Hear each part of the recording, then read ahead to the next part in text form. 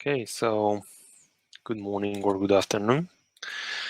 This is a virtual booth, and I'm going to speak about MicroProfile and Oracle's MicroProfile implementation, Helidon. Helidon is an open source microservices framework to develop microservices application.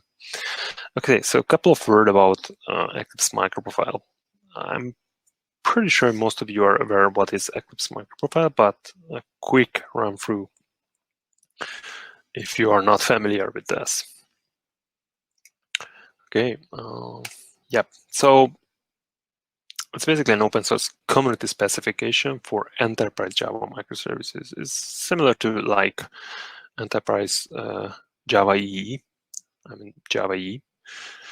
How to develop enterprise Java applications. It has a long history, and it's Java EE is a very mature and well-known standard out there.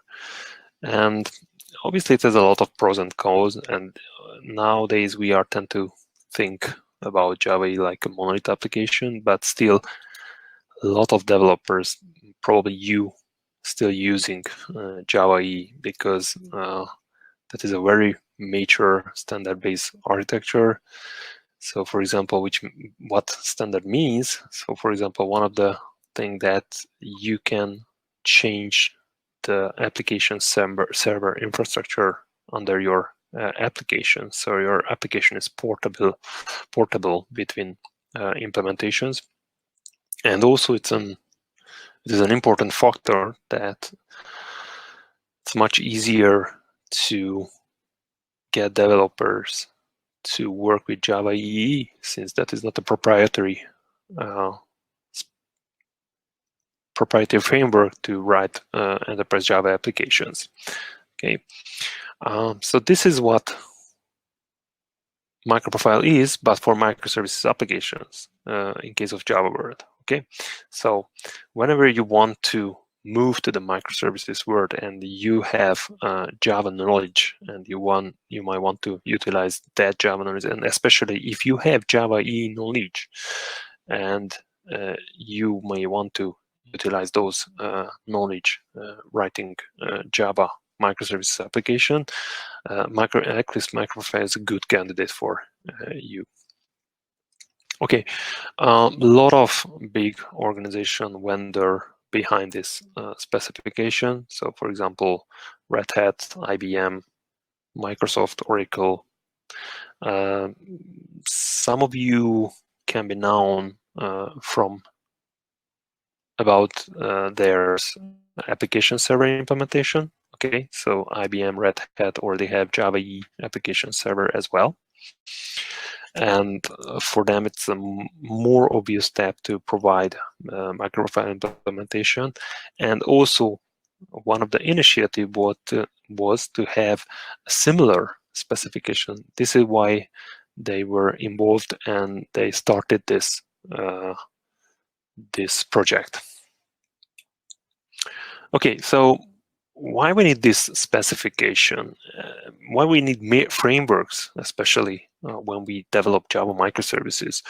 So basically, when you start to move away from the Java EE world and write your first microservices Java application, which doesn't depend on Java EE application server, for example, then you may think it's just a container including a JVM and my application itself. And obviously, the application you think it requires a couple of things. So, for example, we are talking about the microservices application, which means I'm pretty sure I will provide some REST endpoint.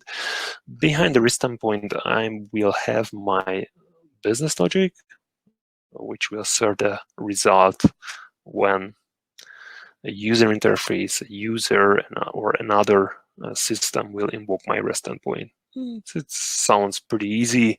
So why don't we just start to develop something? Because at the end of the day, this is how your microservices application will look like.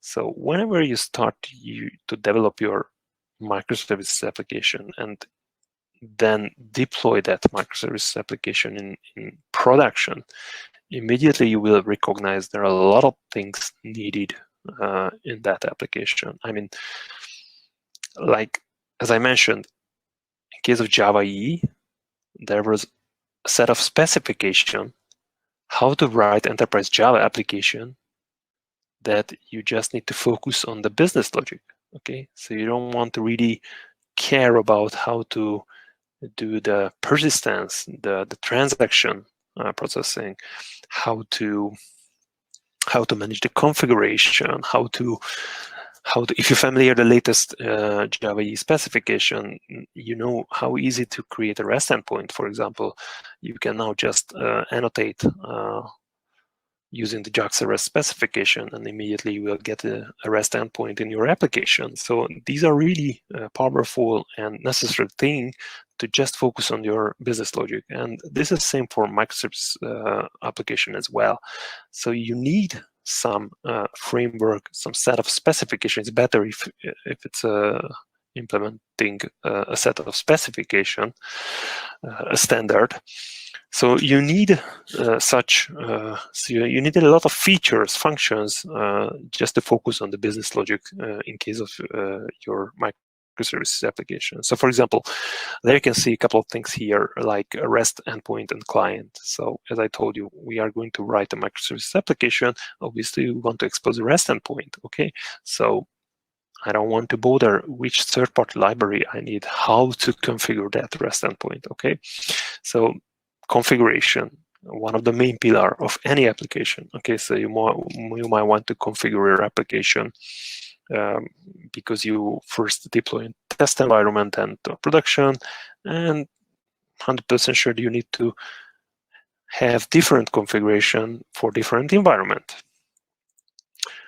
And also like JSON processing, one of the well-used format to exchange data between microservices application, the JSON data format, okay? You don't want to care about how to integrate any third-party library and how to use certain JSON tool, okay? So it would be great if some framework would provide this these kind of functionality, and also it would be even better if it would be standardized. Okay, so this is what MicroProfile does. So it provides this kind of feature set and also a specification how to implement these features in a given microservices framework. Okay, so how it looks like. So basically, at the beginning, the first version back to 2016, it was only 3 features. And if you're familiar with Java EE, and I think you are, then you know these specs, the JAX-RS, the JSON-P, CDI. This is part of the Java EE specification. And this was the core of the microprofile. Okay, why? Obviously, at the beginning, at those time, the most important piece, how to create a REST endpoint, how to work with the data. And CDI is the important part because it was decided that microprofile will give a declarative, annotated way of programming style. Okay, and also CDI has a lot of other benefits, not just the declarative programming. So this is why the CDI is the core of the microprofile specification.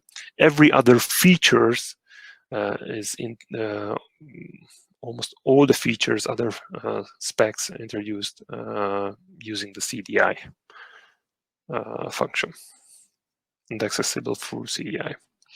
Okay, the next, there you can see which was new in green, marked with green. So the configuration, okay, then the health check, metrics, fault tolerance, JWT propagation, and then the REST client, OpenAPI, OpenTracing, JSON-B. And then the specs just has changed.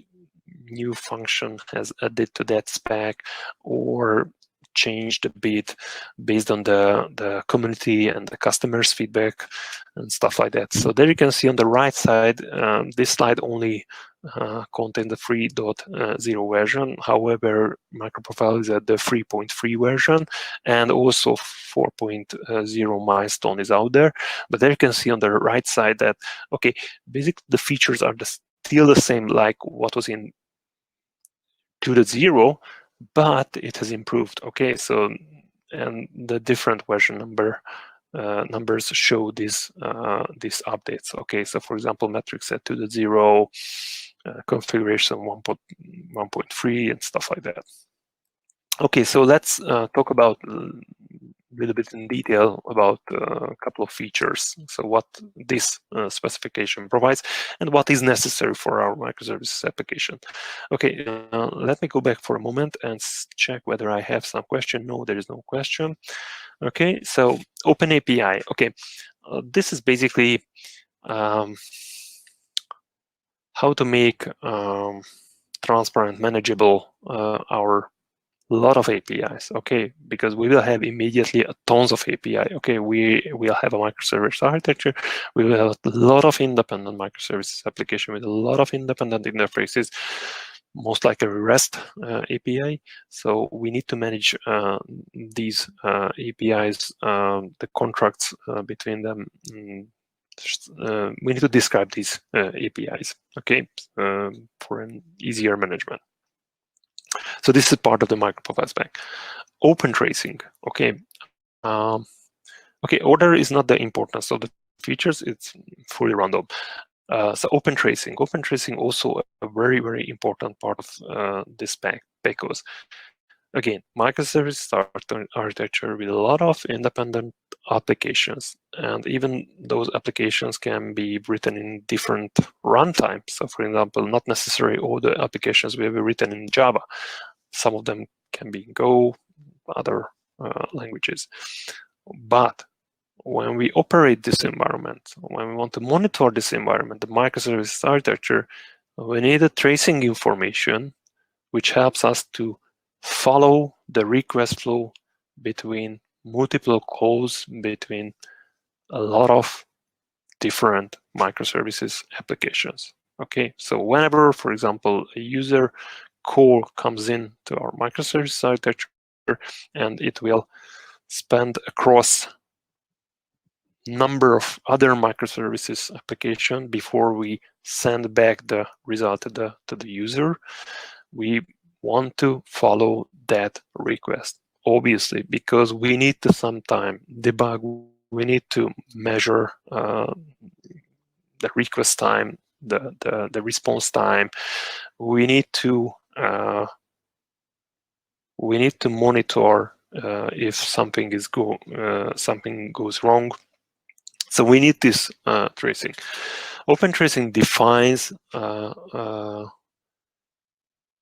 standard, what kind of information is provided by a microservices application, a framework, and this allows us to use standard-based monitoring tools like Zipkin, Jaeger, which can immediately consume this information, okay, and can help to us to visualize, to monitor these events, okay.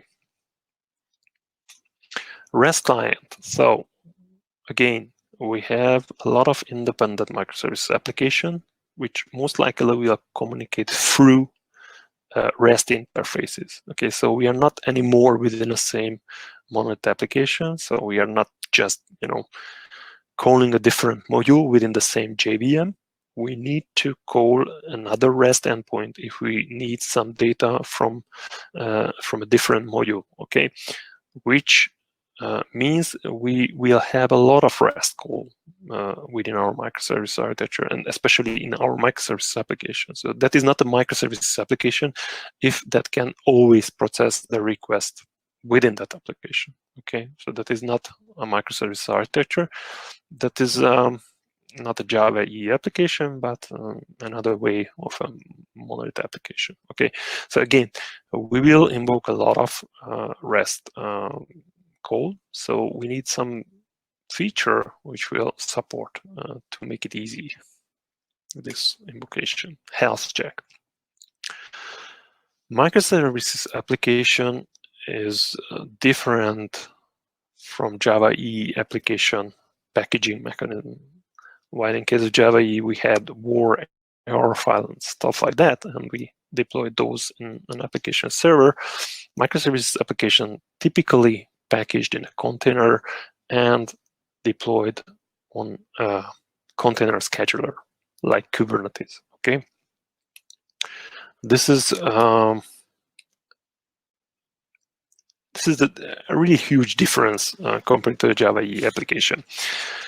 Hence, we need to cooperate with this environment, with that environment where we deployed that. Okay, so we expect that Kubernetes will run properly our packaged application, but we need to provide information help to Kubernetes to do that. So these are the health information, for example, for Kubernetes.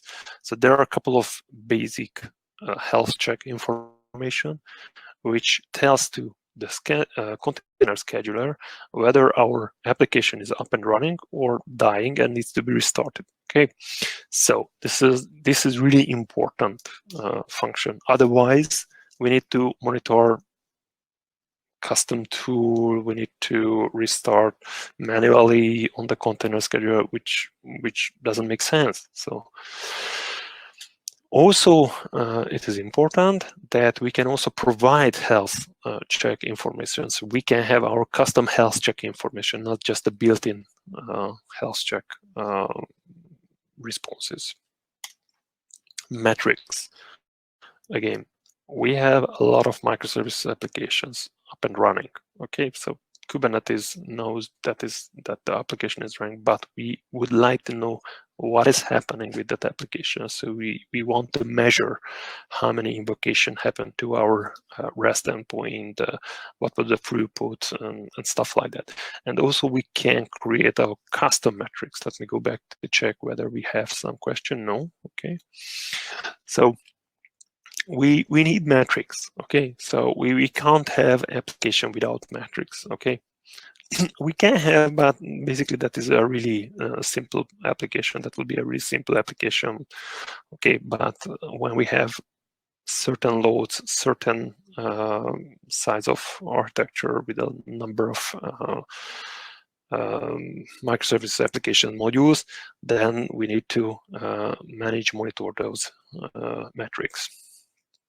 So we need such feature. MicroProfile also contains this feature. Fault tolerance. That is also another thing in case of the microservices world, because whenever we had the monolith application, even we had modules within that monolith application. So one of the modules called another one, but that happened in the same JVM usually, for example.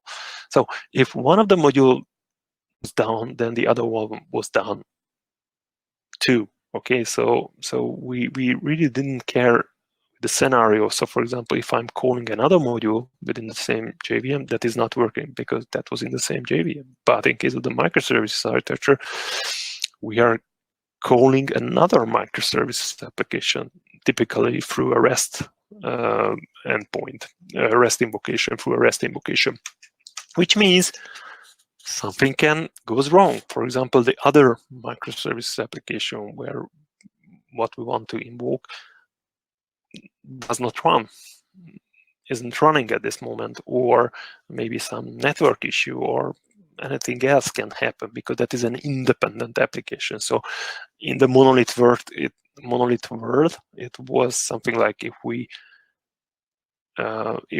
call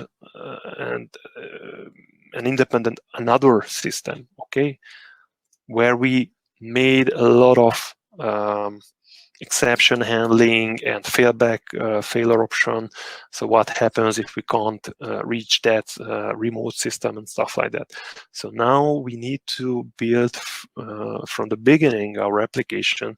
What happens if we would like to call another microservices application, invoke another REST endpoint, and something goes wrong? So we need to build immediately that option into our application. Okay, typically it's a couple of options. So maybe try again later, or if we need to provide immediate answer to the user or to the as a response, then it can have an alternative result. Okay, based on some state or stuff like that. Okay, JWT propagation, I think security is not a question. So every framework needs to care about security, especially in microservice architecture. It's really related to the RESTful security. And again, we are calling many other microservice app independent, I would say, microservice application. It can be another one, not just a Java implementation, as I thought. So somehow we need to propagate that security information and make it.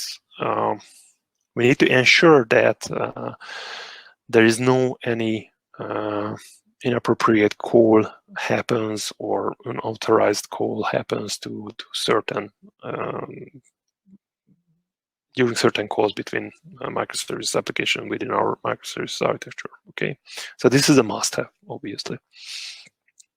Configuration. I think this is one of the. Okay, so again, an important feature, because if you just write any application, 100% sure a couple of properties needs to be stored in a configuration file, because depending on your deployment scenario, it's a test deployment or production deployment, it requires different properties configuration for your application. Okay, and also what is interesting here and important here, it's not just about to have a configuration file. It can give you a lot of other features. So for example, depending on the implementation, it can have much more flexibility, not just using a property file, which can be useful, because if you want, for example, you want to change configuration settings during the runtime, the application runtime, then the configuration feature needs to manage that. So for example, not just reading a property file, but reading from configuration repository. And if that is changing, then the application can reflect that changes. Okay, so where the Eclipse MicroProfile version at this moment, this is the 3.3. This, I would say, the last table, or how can I say, in case of specification. So currently 4.0 milestone available already, but this is the latest, which is the stable version. Okay, again, so you can see here the feature set with a different version number at certain features. And there you can see, for example, with the blue, which one was updated in this release, okay, and which has no change since the previous one. There you can see on the right side, which is not strictly part of the microprofile specification, but also necessary to write useful to write a microservice application. Especially, I would like to highlight the reactive streams and reactive messaging. Since most of the company are moving to the microservice architecture, there are a lot of reasons. So there are tons of conferences out there why a company can move to the microservice architecture. But one of the main reason is the performance. Okay, how scalable, how performant, independently scalable subsystems and stuff like that. And this requires, in many cases, but not the most of the cases, a reactive approach. Okay, so it requires reactive components to make it really performant, our microservices architecture. Okay. Okay, let's move forward. Oh, before I move forward, let me check my question. There's no questions. Okay. What are on the road roadmap currently for the Eclipse MicroProfile specification is the long-running actions, which requires special attention in case of a microservices architecture, microservices application. GraphQL, Maven enhancement, and what I think is really important also here, the reactive relational database access. So again, if as I mentioned, if you want to write a really fast, efficient code using reactive, then it is necessary to have a reactive relational database access, obviously. Okay, because even if you have a really fast code with a reactive approach, then if you have the standard database access, then it is nothing. Okay, even that service mesh is more integration with other microservices infrastructure stuff like service meshes.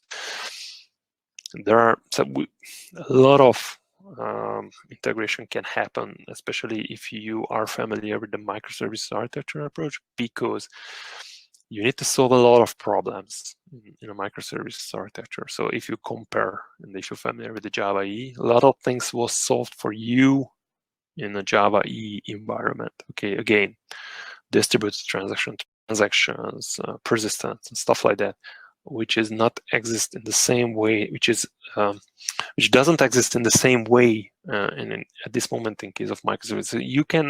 You can find a lot of best practices, useful patterns, but it requires to find the proper libraries for that and maintain those libraries and integrate those.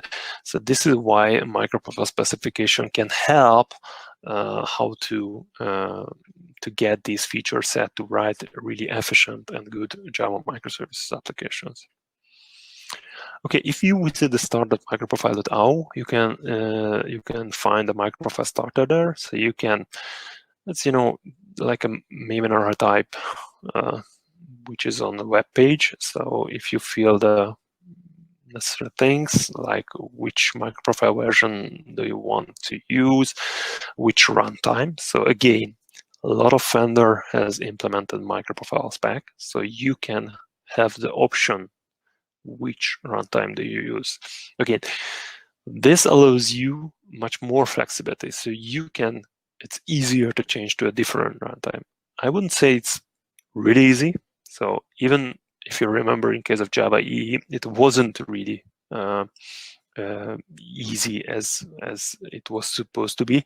So for example, if you had a WAR file or R file, you couldn't just simply deploy immediately onto another implementation of a Java EE application server. But it just required a certain amount of changes, okay, which was pretty well documented, and so it was really an effort what you could estimate, and you could do it. But if I'm talking about different proprietary approaches how to write an application, so for example, how to move like a Spring application to a Micronaut or another one, that requires significant changes in your code. Okay, so again, it ensures a certain degree of portability, but since this is Java SE application, it can require a couple of other modifications, but still keep a pretty good portability. Okay, what are the current microprofile implementations? So there you can see what you can expect. So a couple of vendors who already part of this, who are the part of the microprofile spec members. So for example, IBM has OpenLiberty, Red Hat has different implementations like Whitefly, Thorntail, Quarkus. As you may notice that, so for example, OpenLiberty and Whitefly, the Java EE application server, and it has a microprofile. It supports microprofile spec as well, and you can have a microprofile version of that application server, I would say, and also different approach, like in case of Quarkus and our case, in Oracle case, Helidon, which is a totally new microservices framework from scratch, from the ground, and that supports MicroProfile specification. It has pros and cons, obviously, because a lot of customers, a lot of developers are moving from the Java EE world, so they can still use the process in place to even deploy new microservices style applications on a Java EE application server or a MicroProfile version of Java EE application server, or you can start immediately with a really new microservices framework like Helidon or Quarkus, which gives what's necessary to write a microservices application, but does not give like what you get for a full Java EE on a full Java EE environment. Okay. It's pros and cons, obviously. So even if there is, I would say, a downsized version of these Java EE servers, these are still still have a bigger footprint, memory consumption, comparing to a new, tiny, small microservices application framework like Helidon, Quarkus, stuff like that. Okay, so I'm going to talk about Project Helidon. Before that, I'm going to check my chat. There is no question. Frankly speaking, this is my first virtual booth duty. However, I did a lot of booth duty on conferences, but things has changed due to the pandemic situation, and I was pretty curious how it will work in the virtual environment, but it seems to be more of a presentation than a booth duty at this moment. Okay, anyway, so Project Helidon is Oracle's implementation, Oracle's offering to write, to develop Java microservices application. Okay. So the Helidon architecture is the following. We have a native web server as a core, which is a very powerful reactive web server. And on top of that, we have the Helidon core, Helidon SE. You can immediately start to develop a microservices application using Helidon SE. So that is a complete framework to write microservices application. However, that is not implementing Helidon MP, doesn't support Helidon MP. So that is like similar to Micronaut or other frameworks where there is, okay, in case of Helidon SE, there is no dependency injection. So you are using a really plain Java programming model. But what we are providing with Helidon SE is a reactive functional style of API to write microservices application. Why I think it is important? Because this is the way how you can achieve the best performance in Java environment. So there is no magic, okay? You can use the reactive style of API, functional style of API. There is no magic in the terms of there is no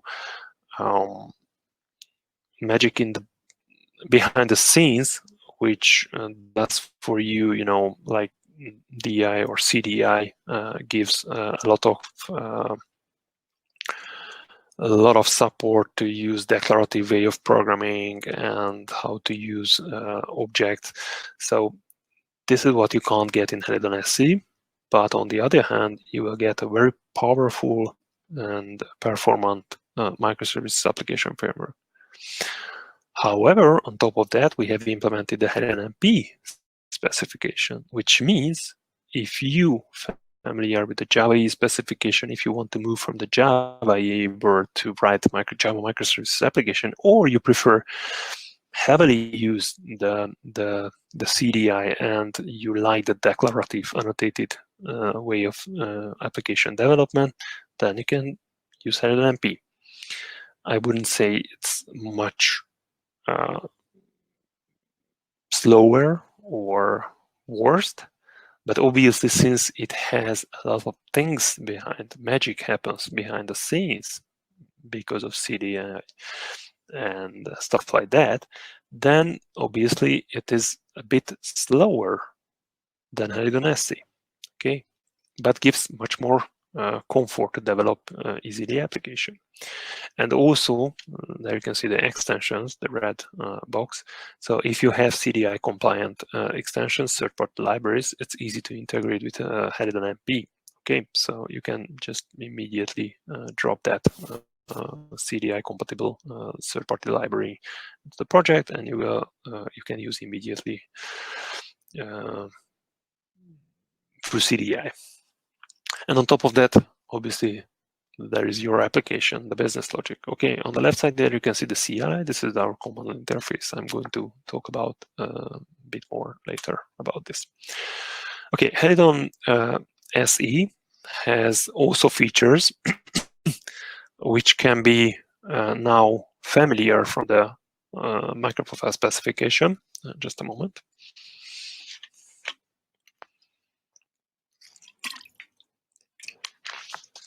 Okay, like configuration, health check metrics, tracing, Open API, stuff like that. Again, why is it important? Because without these features, you will struggle to write a proper microservices application. So these are a couple of features from here are mandatory, okay, to write a proper microservices applications. Of course, you can add everything using third-party libraries, but you don't want to maintain and you don't want to care about the basic things. Okay, so why would you bother with configuration subsystem? Because this is not a part of the job to write microservices application. Okay. So the web server, the configuration tracing, these are mandatory parts, and health check metrics. Open API, okay, it can be optional, but makes easier the API management. Security, it's mandatory. Okay, WebSocket for communication. Okay, don't forget, we are talking to another modules, the outside world, through an interfaces. It can be REST interface, it can be WebSocket, it can be gRPC, because REST WebSocket is kind of legacy. So if you need to connect to a legacy application, then WebSocket is a good choice. If that support legacy support that, also gRPC, that can be really important to support, because more and more communications happens within the microservices architecture between the microservice applications, the unique applications. The rest is not the best and efficient way to communicate, especially if you think about using JSON data format, okay, which is also not the most efficient way to use the network resources, for example, and also the CPU resources. Okay, it's easy to read, it's easy to maintain, but not the best. And if you have really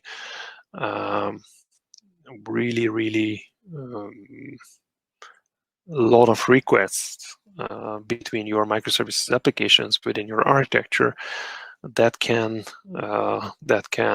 have a lot of resource requirement, network and CPU intensive network and CPU resource requirement if you need to solve only with REST invocations.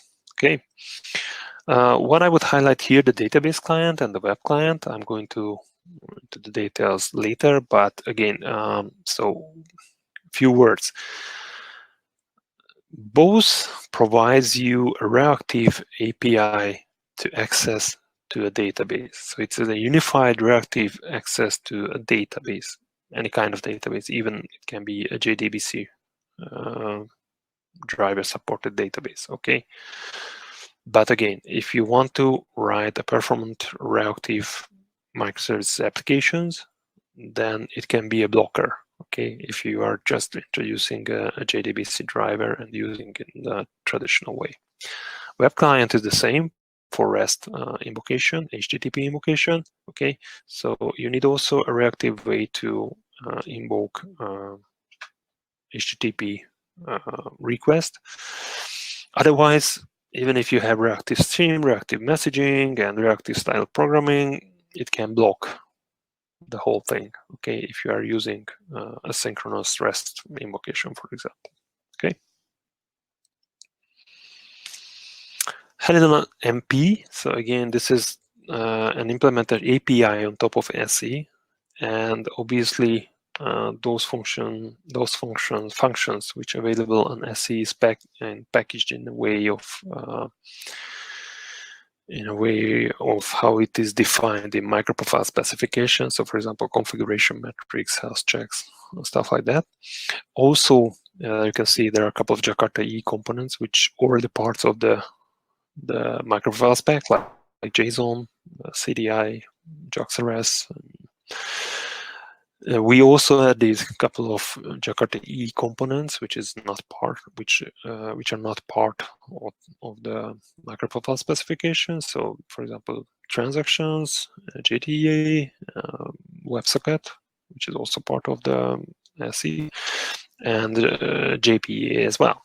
Okay, so this is what you can use in a similar way what you have used in the Java E world, how you use currently in the Java E world. Okay, let me go back for a moment for any question. No, there is no question. Okay, so what it provides, how to build and package your application if you use Helidon. So what are the tools what we are providing? So we have Helidon CLI, as I mentioned a few words later about this, and we have different build profiles, how you can package your application. Okay, the most common way in case of Java is an executable jar. Okay, so you're packaging the application as a jar file, and you can run that jar file. So you are not going to deploy the jar file anywhere. You need just a Java runtime environment, and you can run it immediately. Okay, because you have all the necessary dependencies there, so you don't need to install any prerequisite for that, like a Java application server. The other option is the JLink. JLink was introduced in JDK 9, if I remember correctly, which is a modularization of a Java runtime environment. Which means, so if your application is really a hello-world application and doesn't require any other modules from the Java runtime environment, so for example, I don't know, security, network communication, stuff like that, then you can customize your Java runtime environment to have the necessary modules for your application. Okay, so which means it will result a smaller footprint and obviously a smaller memory consumption and faster startup time, because less modules will be loaded during the startup time. Okay, Gravium native image, it's a fairly new topic and a very hot topic nowadays. Yep, let me talk immediately about native image in details. First, executable jar. What I would like to highlight in case of Helidon, we are not providing a new jar. So what we are providing a really tiny application. Basically, this is the business application what you have when you use Helidon microservices framework, and all the dependencies are available in a lib directory as several independent jar files, small jar file. Okay, and this is what you are going to copy or put into a Docker container. Okay, so we don't have a big fat jar, but this is still the same approach that we have an executable jar, but we are not packaging into a whole the full fat jar. Okay, JLink, as I told you, so you can optimize your Java runtime environment based on your application needs. Okay, so this is what Helidon also supports as well. What does it mean? We have different build profiles when you use Maven. So if you want to build a JLink image or Gravium native image or executable jar, you are using different build profiles. Okay, and we support to to create the packaging in this way. Okay, again, G-Link is a good approach how to eliminate unnecessary modules from the Java runtime environment. However, it still remains pretty huge from memory and disk footprint perspective. Okay, what is GraphVM native image? If you are not familiar with native image, just a few words about that. So, if you know how Java works, and I'm pretty sure you know, so basically you have a bytecode. So when you compile your application into bytecodes, that will be in a jar file, and the JVM will run that bytecode using an interpreter. And during the application running, the just-in-time compiler, which is part of the JVM, will compile certain part of the code into natively executable binary. Why the JIT does this? Because based on the runtime characteristics and numbers, statistics, it will recognize that certain part of the codes is used more frequently, more heavily. So it would be useful if we could execute that code much faster and efficient way. And here comes the picture. Here comes into the picture the JIT compiler, because that compiles those hot parts of the codes into a natively executable binary. Okay, which means that will be a binary which doesn't require any JVM, so that can run directly on the operating system. Okay, and the idea with the GraphVM native image is the following. Okay, here we have the full bytecode, the Java application. Why don't we compile the whole stuff into a natively executable binary? Which makes sense, but it has some drawbacks. So for example, just imagine you are compiling now the native executable binary during build time. So for example, if there is some dynamic class manipulation during runtime, that is most likely not recognized during the compile time. However, we can hint the compiler, and there are techniques how we can avoid this, but still you need to keep in mind there are some restrictions to compile native image from the application. Also, you can't imagine that, for example, you go back today and you will compile the whole Java application server with the WAR file and the R file into a native executable. So that is impossible at this moment. Okay. However, the approach and the idea is very good, because since we have microservices application, which are basically can be tiny Java application, it's much more easier to compile to a native. We have a lot of benefit we have different benefits in case of different build profiles. Obviously, if we just see the image size and the startup time, so the first one, the red one, is the traditional jar packaging into a container. Okay, as I told you, the JDK itself is more than 100 megabytes. So there you can see it. The image size is at least 200 megabytes. If you package the complete JVM and the application itself on top of it. Okay, it can be better if you use the J-Link. So certain modules can be eliminated from the container. It's slightly smaller in terms of the image size.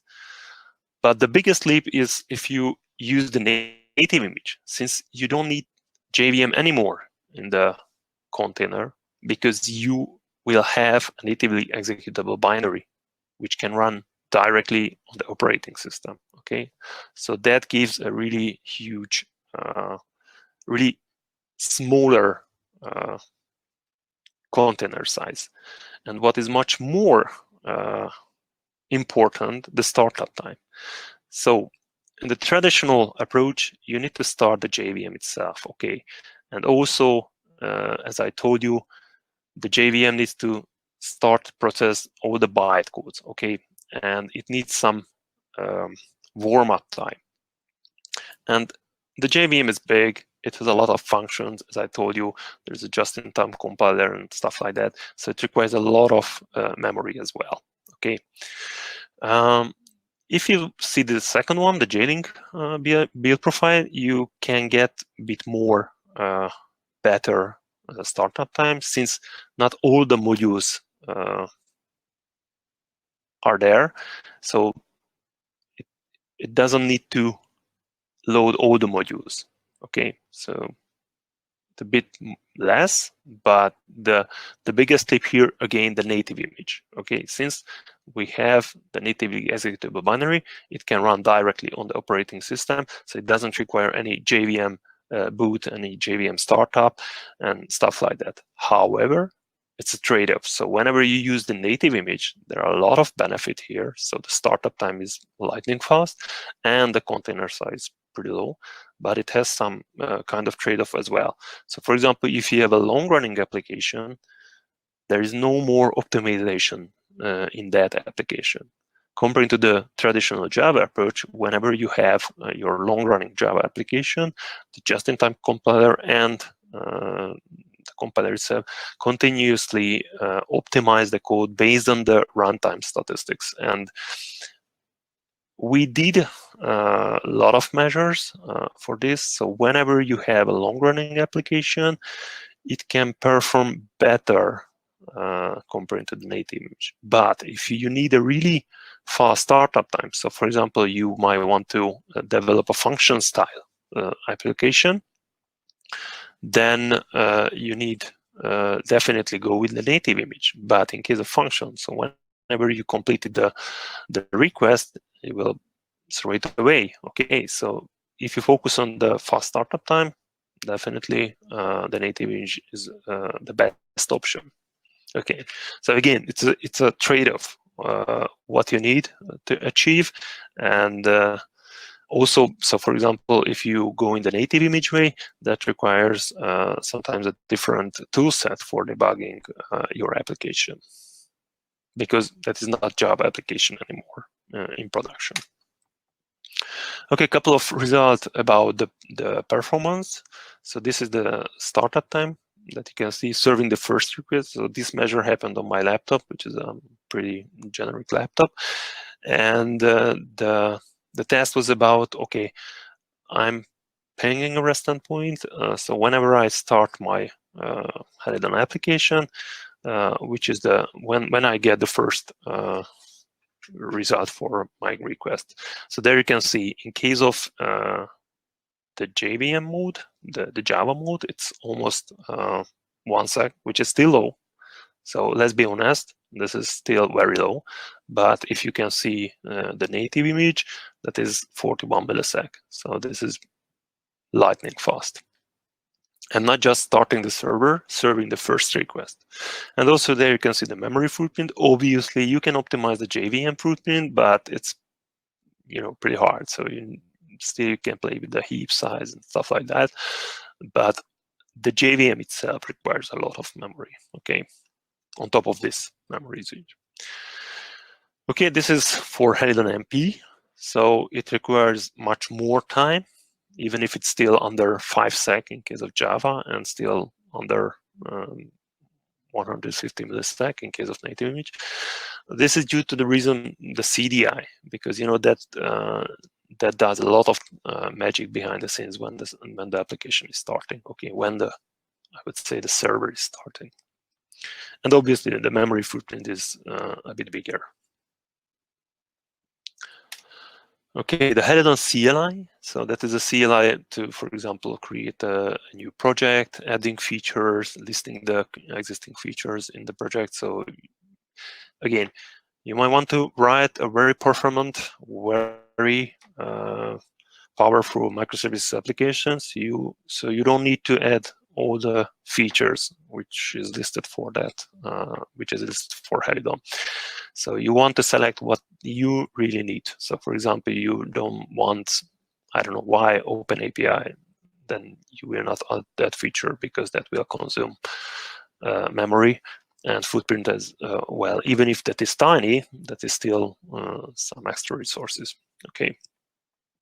And what is fun here is the dev mode. This is a continuous application development. So whenever you change the application code, you will get immediately the result. Okay, let's go back here. There's no question. Okay, Helidon database client. Helidon database client, as I told you, so this provides a unified reactive non-blocking database client, and this supports existing blocking JDBC drivers, so which is good. So still you can write your reactive application using this API, and behind the scenes we are managing the blocking JDBC drivers. Okay. Web client is the same, providing a reactive access to an HTTP communication. Reactive streams and messaging. By the way, we have very good numbers when we have a load test reactive stream numbers. So this is a very powerful implementation of the reactive stream operators. And there you can see the available information for Helidon. So as I told you, this is an open source project under Apache license 2.0. So you can see everything on the GitHub, even the project status as well. You can open issue there, but you can reach us on Slack as well. Our engineers pretty quickly answer to your questions, and you can also post your question Stack Overflow. We are monitoring that, and we have our YouTube channel where you can find useful tutorials, and we have a blog on Medium. Oh, I forgot to put this here. What I'm using now. Oh, perfect. Thank you. Okay. So again, maybe let me just explain again the difference between the native image and the traditional Java application from the startup time perspective. So again, I'm stopping both of my microservices applications. So I have a conference applications, 2 applications for my conference demo. One of them using Helidon SE, and the other one is using Helidon MP. Okay. So whenever I build my application, I will get a jar file, and also I'm going to get, let me show you. So there you can see, here's my jar file, which basically contains the business logic.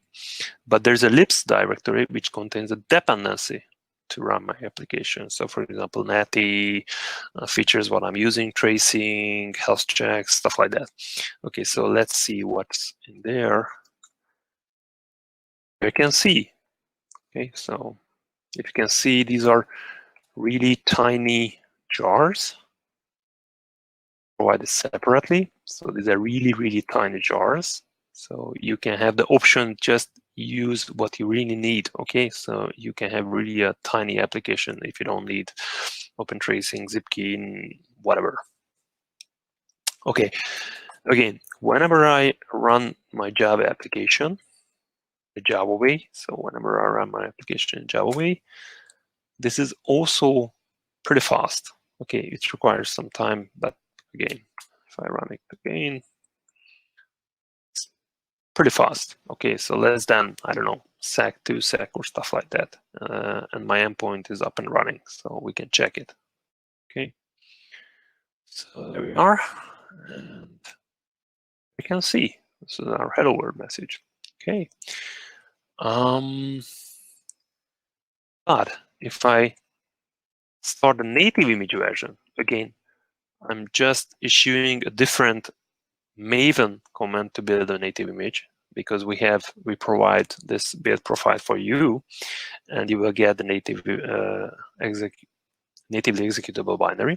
So if I'm starting that version, like this one, so you can find that binary in the target folder as well, that is lightning fast, the startup time.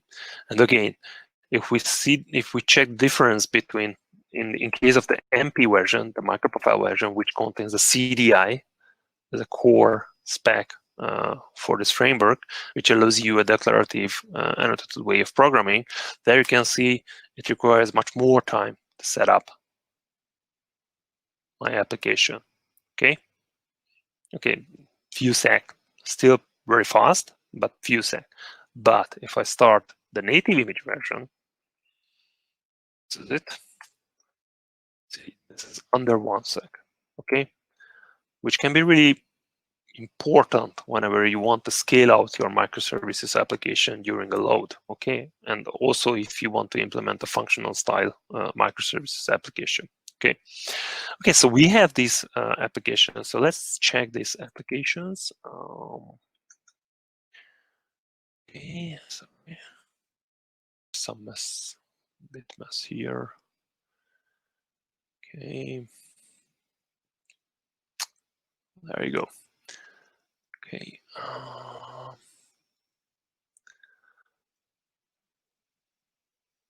let's go through here. Okay, so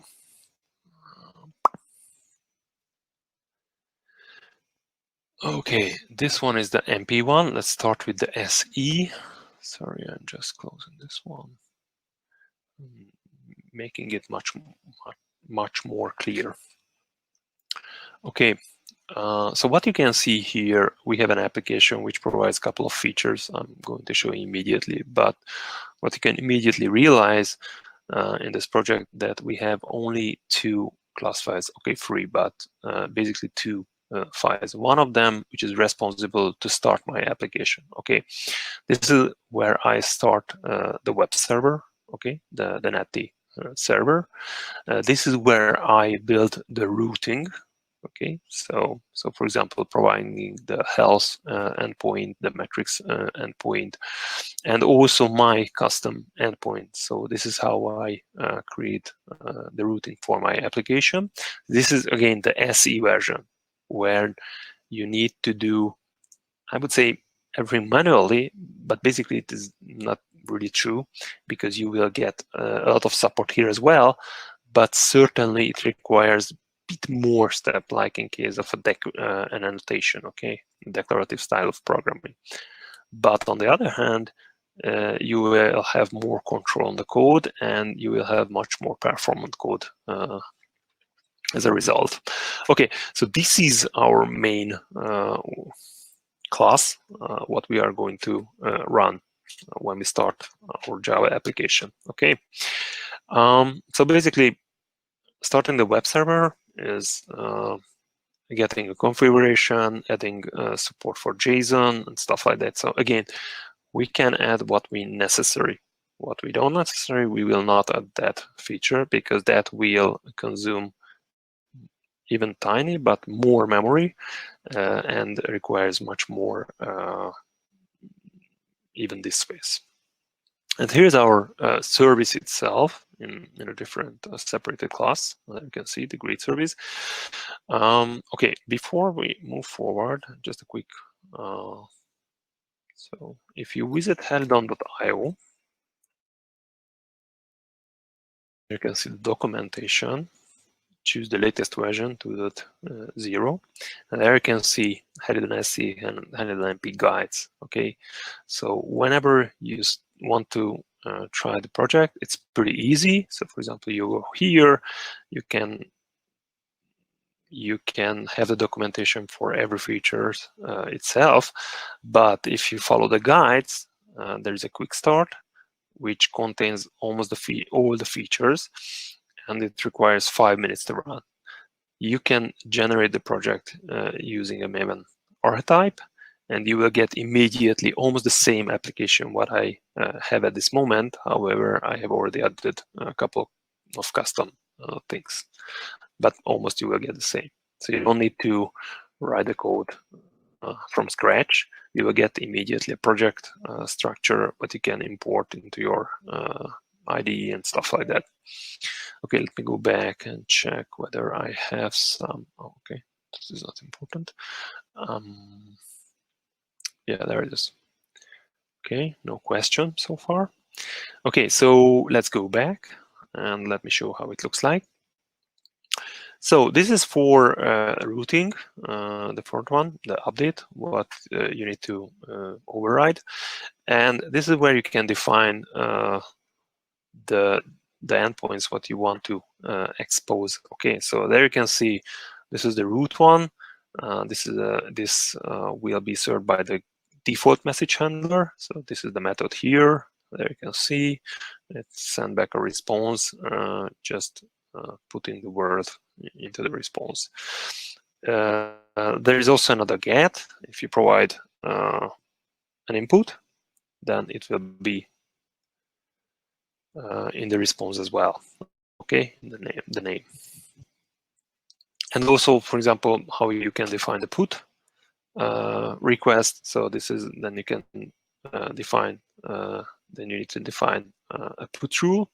And also you need to define which method will handle this route. Okay, so in this case, under the greeting context path, you can store the data which comes through the put HTTP request. Okay,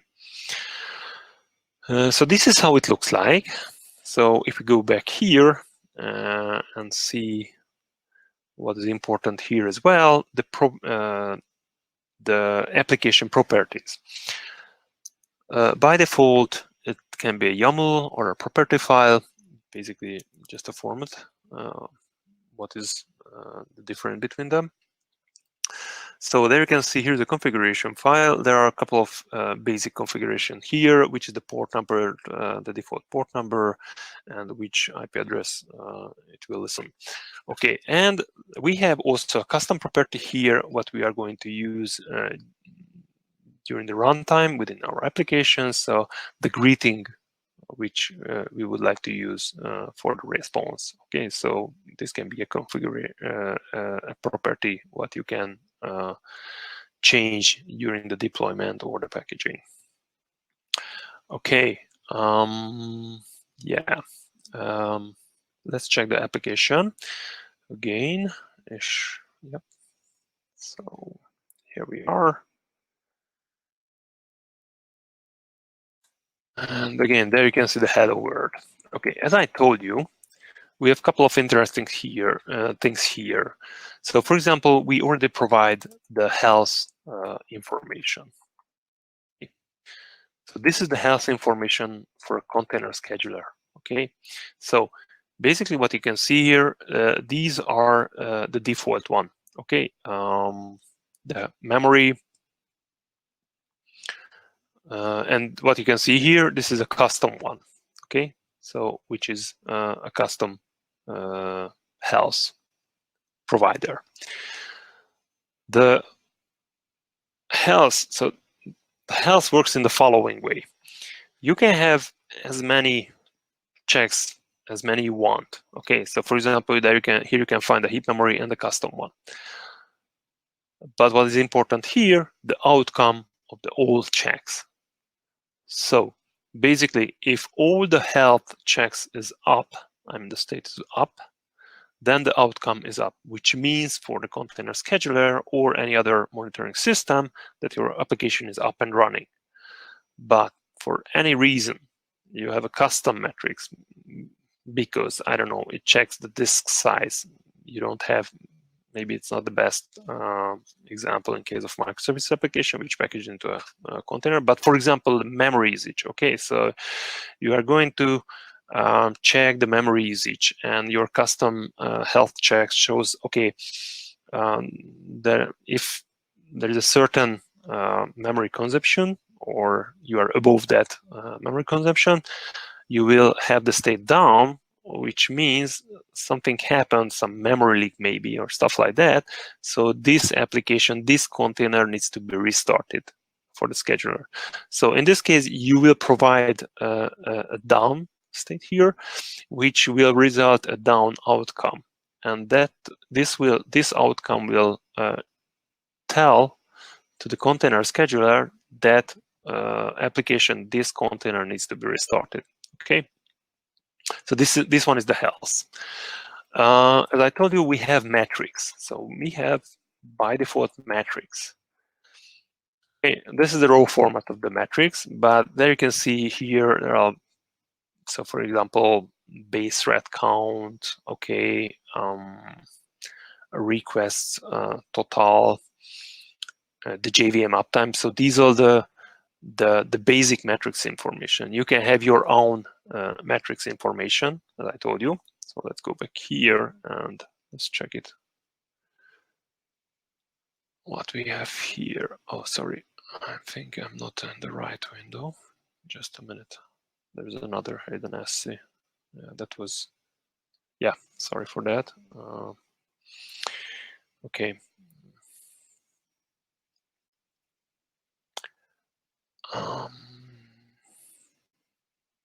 Yeah, there we are. Okay. Yeah, okay. There's not much more difference here. This SC application. What is interesting here, what is missing from the default one, what I have shown previously. So there you can find here the custom health check. Okay, so this is the default health check, and this is the custom health check. So here is where I define the name of the health, the custom health check, and you know this was really, there is no condition, so the response is up always, and I can provide data, what you could see here. So if I go back here again, once a moment, so I provided just a timestamp, what is the current timestamp, and this is what you can, this is how easy to create a custom health check. Obviously, if you want to examine, check some certain condition, that you need a condition here, whether it's up and down this health check. Okay, so but this is a really simple demonstration of how to create a health check. Okay, any questions so far? Okay, nothing else. Yeah, okay, so move forward to the metrics. I can print maybe in the, yeah, in a better format. Okay.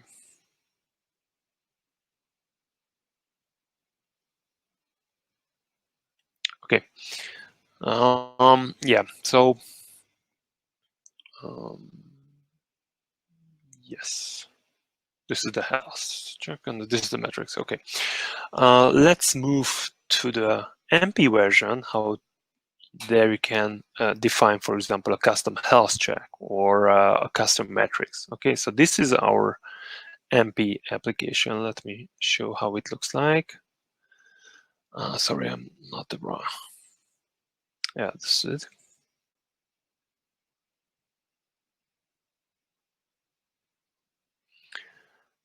Okay, so if we check how many classes we have, basically, if you generate the quick start project, you will just see the grid resource and the greeting provider. The grid health check is my custom health check, what I'm going to show immediately. And in the earlier version of Helidon, there was a main class to run locally. But whenever you use the 2.0 version, you don't need anymore this main, because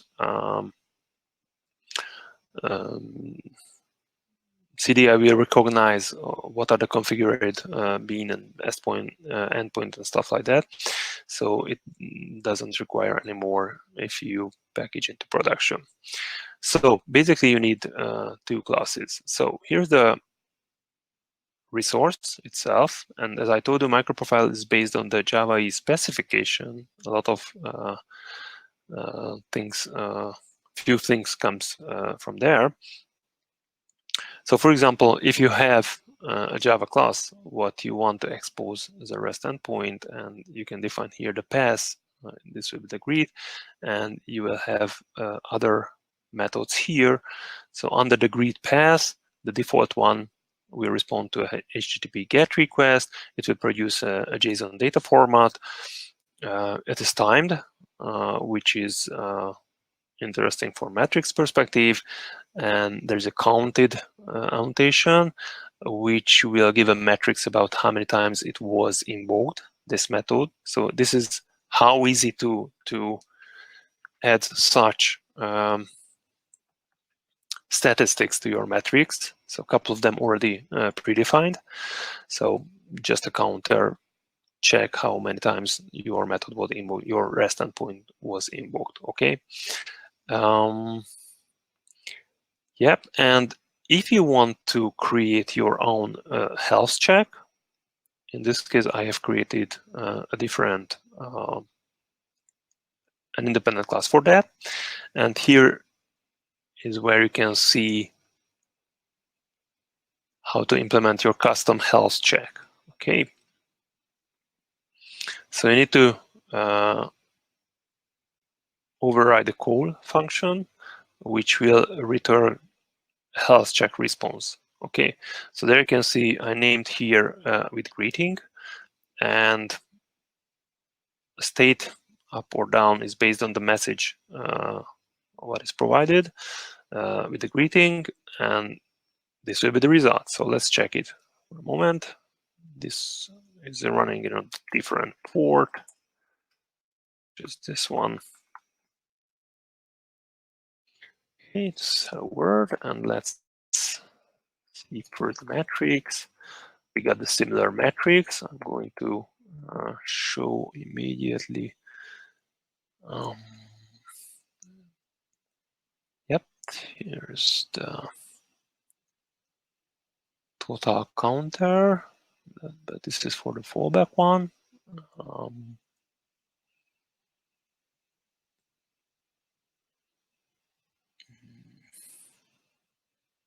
Just a minute. Yeah, there is it.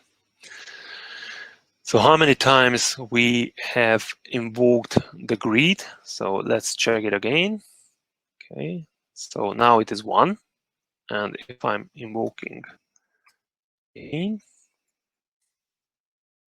then let's see what is the result for this one. You can see it's number 2. So this is how easy to invoke. Let's see now the health information. There you can see we have a lot more default health information here. So for example, do we have a deadlock? This space is enough.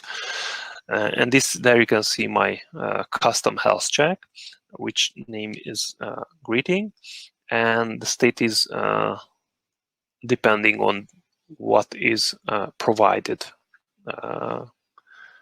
as an input for my application and responded. Okay, so what is the greeting basically? So if it's changing, then the state will be different. Okay, and since all of the health check is an up state, then the outcome is up as well. Okay, so our application is running properly. Okay, let me go back here. There is no question so far. Okay. Okay, let's move forward. So that was a health check. Okay, let's go back here to the resource. Another thing to demonstrate, the REST client. So the MP application, the conference MP application, will invoke the conference SE application. And we are using the web target to do this. So there you can see, here's the URI for the SE application, the conference SE applications. So the MP application we call the SE application. Okay, so this is where we are using this target. So this is the path to this invocation, and we can provide the input, what will go to the SE application, and it will send a result, including this data, the name in this call. So let's see this outbound call from the MP application, outbound back or J4K. Okay, so what happened now, I have invoked my MP application on 8081, and this invoked my SE application on 8080. Okay, how I can check it? Since the tracing is on, I have a zipkin.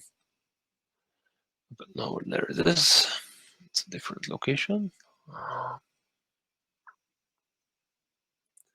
Okay,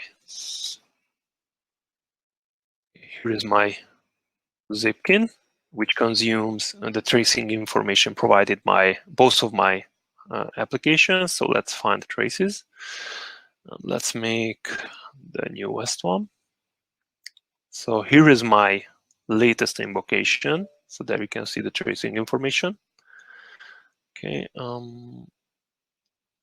just a minute, let me go back here if there is any question. No, there's no question. Okay, so if I click here, then I can see the details for this one. There you can see the first one is through the Helidon MP, the outbound REST endpoint. And this will invoke Helidon SC, which will give back the answer, and through Helidon MP application, I will get back the final result. So this is the feature of the tracing. So whenever you have a lot of microservices application within your microservice architecture, then you can follow the request flow through many microservices application in your architecture. Okay, and you can also see the timing. So how many time it takes to create that HTTP request, to writing the content, to getting back the answer, stuff like that. Okay, you can have other information as well. Okay, cool. Let's talk a few words about failback. Okay, as I told you, in microservices architecture, you need to prepare for any failure scenario. So since you are not in a single monolith applications, you can't assume if one of the module, one of the microservices application is up and running properly, then the other one will up and run properly. Since those are independent applications and you are invoking through the network, then you need to prepare for any failure. Otherwise, you will get a lot of unexpected error, what you will propagate to the user, which you would like to avoid. Okay, so how it looks like. So for example, in case if I want to call the SE application from my MP application and the SE application is down, then I would like to define a fallback method. So whenever this call has a fallback, has a failure, then I would like to provide an alternative method which will provide a result. Okay, so here it is, the on failure outbound.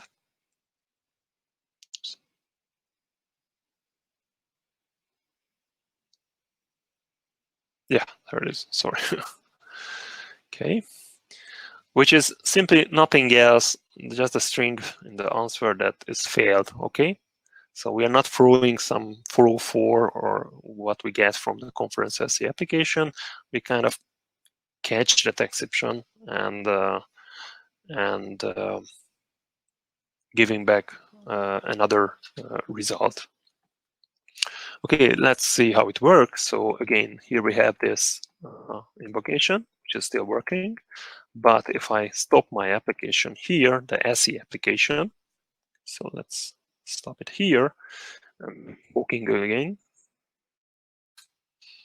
then you can see it's failed. Okay. So if I remove this fallback annotation, let's see what is happening there. So, okay.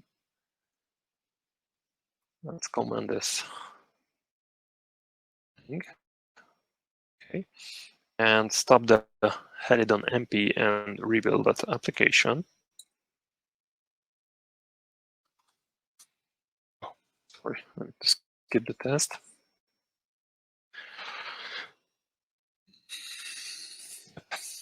And this will be a pretty quick build. So I have changed the fallback behavior. Okay, let's start my Java application because I just have built my Java application, not the native image. Okay, so here we have our application up and running. And let's see now what we get. We have, there you can see, it's an HTTP 500 error because that is not a proper way how we handle this issue. We can also check this in the Zipkin as well. So if you go here and define traces, there you can see a red alert. And if I click here, so whenever it wants to call the SE application, it has an error. Okay, so this is what you can see here. Okay, so this is how fallback works. And also, there are a couple of other options in case of how to handle the failure. So, for example, maybe you don't want to put high pressure on a certain microservice application in your architecture. So, for example, you need to somehow wait or try later, so you can have the option to try later the call. You can have a bulk request and many other options how to manage communication between microservices applications. Okay, any other question? Okay, not yet.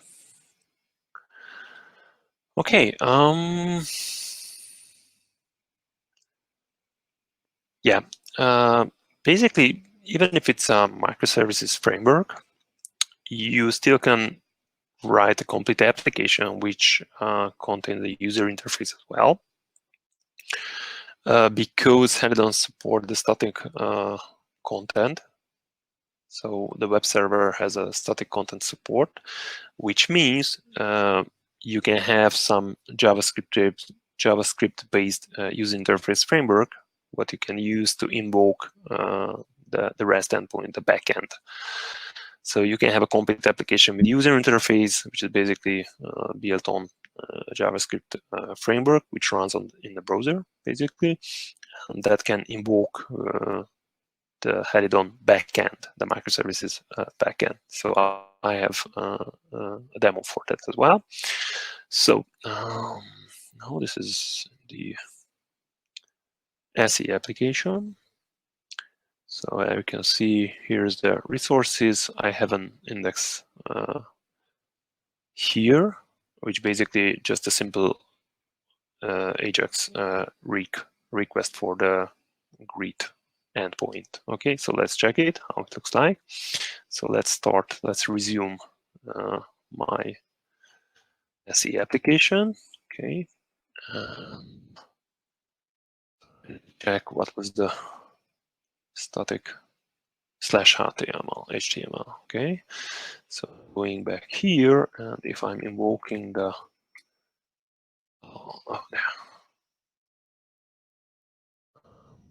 was this one? No.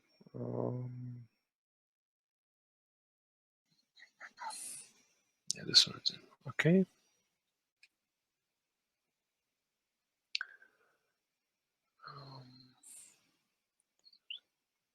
Oh, not HTML, just the root one. Oh. Hey.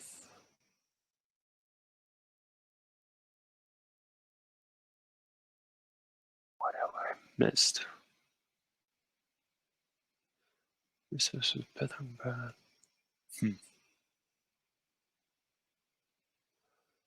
I think I did something wrong. Okay, so what happened?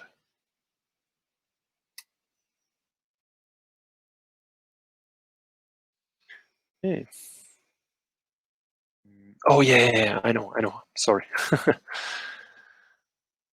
I think yes, I need to use a Java version because now it's part of the jar, and that will require. So this is not part of the native image. No. Wow. Okay, I'm going to figure out later.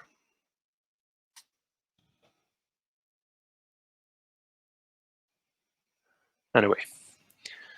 Okay, so there is a static content support. So if you have some HTML JavaScript file, the web server can serve this static content to the browser, and hence you can write your complete application, including a user interface.